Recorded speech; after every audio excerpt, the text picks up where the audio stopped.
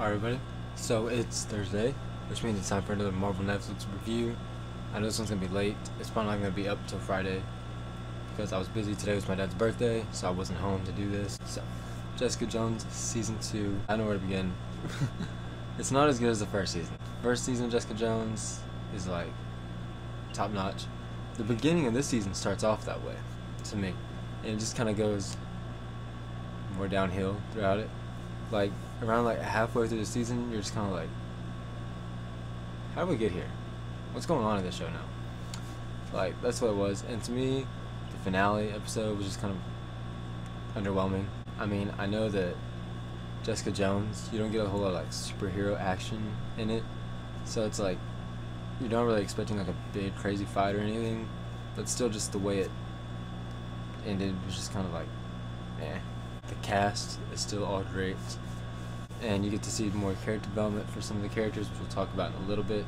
So when this season starts off, Jessica, she's doing good. She's like kind of doing the vigilante thing, mainly going back into her like private investigator business, and Malcolm now works for her, which is really good. Like, I like Malcolm's character a lot, and I think them working together was one of the highlights of this episode.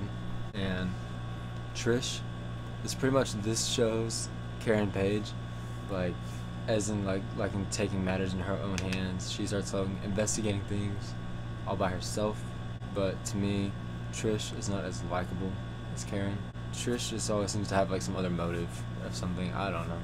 And we also get to meet a character called the Wizard. When he showed up, when he said he goes like super fast, like, you're trying to wonder if he's like crazy or anything, but we actually get to see him like use his speed power, which is kind of cool to see like a power like that in like an MCU show. Sadly, he gets killed off pretty easy. I learned later that this is actually a character from the comics. He doesn't look like his comic counterpart for reasons, but it was cool to see another speedster on screen that I hadn't heard of before. Also, Jessica has like a new love interest in this season with her landlord. At first, they don't like each other like at all, and then they end up becoming friendly. But I mean, I know that she ends up with Luke Cage in the comics, so because like they have a daughter, so I'm like, because like they were trying to make amends at the end of Defenders. It's like, come on now. And Hogarth finds out that she's sick and that she's dying, and because of that, like, her company is like trying to push her out. So like that's her story. It's like trying to be healed and get her company, like all that. It's not as interesting as the rest of it. A cool thing is that we get to see Simpson show back up. I kind of thought he died. I didn't exactly remember where they left him in season 1. But it's cool to see him show up for just a little bit because he gets killed off, and he has like this inhaler instead of the pills that like enhances him. And Trish ends up taking it. So that's kind of like her arc in this, is that she like gets addicted to it because she used to be an addict. It's like she gets like the adrenaline and the abilities, and like she just wants more of it. So like she wants to be like a super.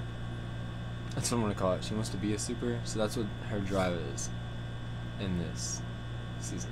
And then some random super lady shows up. She's like super strength and all this. Starts killing people, and like it seems like she's after Jessica. Halfway through the season, maybe we find out it's her mom. Very original, right? The character's parents aren't actually dead. Her dad is dead, but the mom's not.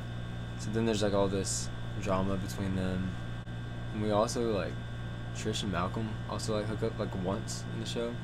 Like, I wasn't feeling that relationship, and then I think the showrunners felt the same because it didn't last long, and then Malcolm and Trish end up like not even being friends because of it. It was a big ordeal. And then Hogarth gets conned by her girlfriend and her girlfriend's boyfriend, you know? And it's like, why did you trust him in the first place? But I mean, if you're sick and you're dying, you're willing to try anything. I'm pretty sure she also went to Turk before that, because he shows up in like everything, and it's awesome when he shows up because like they need him for something. Even though he's like this like very low street level criminal, he's always got something that like the good people need. It's funny. Back on the Trish, she like kidnaps the scientist that gave Jessica and her mom the abilities, and wants her to give him the abilities. I mean, wants him to give her the abilities. But, like, halfway through the transfer, Jessica stops it from happening because, like, Jessica knows that, like, with all the power comes some responsibility. They actually say the saying in the season, like, with great power comes great responsibility. So, like, Jessica's trying to save her from this life, and then she gets mad at her, and there's drama there because a show needs drama to keep you into it, right? It eventually all comes to where Jessica and her mom try to, like, actually have a relationship, and they go, like, on this road trip. There's a wreck. The mom actually has, like, a hero moment where she, like, helps somebody, and she, like, talks about how she wants her and Jessica to be able to do good. But then they go to this, like, old amusement park that they used to go to all the time, and Trish catches up to them, and I can't remember if, like, Trish just wanted to shoot the mom or if she was trying to save Jessica from something, but she shoots Jessica's mom, and now Jessica's mad at her. So now even Jessica and Trish aren't friends by the end of this. So Trish got nobody at this point because she ruined her relationship. She doesn't have a good relationship with her mom.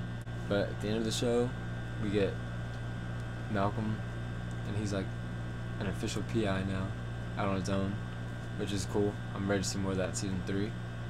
And when the last scene we see of, like, Trish, she, like, drops her phone and, like, catches it with her foot and, like, flips it back up to her. So it seems that, you know, the power thing actually worked. Because I know she's supposed to be Hellcat from the comics, so I'm also excited to see some more of that in season 3. And when it comes to, like, cameos and stuff, Foggy showed up at one point, and Hogarth, like, did him dirty. She was treating him bad. I'm like, don't talk to my man Foggy like that. We also get to see what's his name? Kilgrave. Kilgrave comes back for, like, an episode where he's, like, Jessica's conscience. He's, like, haunting her, and it's an amazing episode. I love that one. But, like, overall, not one of my favorites. It started off really strong, and I'm like, I love Jessica Jones so much because the first season, so good. But the second season just kind of kept going downhill. It's still good. It's just not as good. And I'm hoping season 3 is better than season 2. That's pretty much all I got to say about Jessica Jones. There are talks now that Kristen Ritter is coming back as Jessica Jones, and I'm excited for that. Even though it's gonna be like a soft reboot, that's fine. I guess if they want to do that, as long as we get them back, I'm happy. So, if I missed anything in season 2 that you wanted to hear me speak about, comment and I'll let you know what I thought about it. And check out some other Marvel Netflix reviews. Hit the like button, subscribe, and I'll see you next time.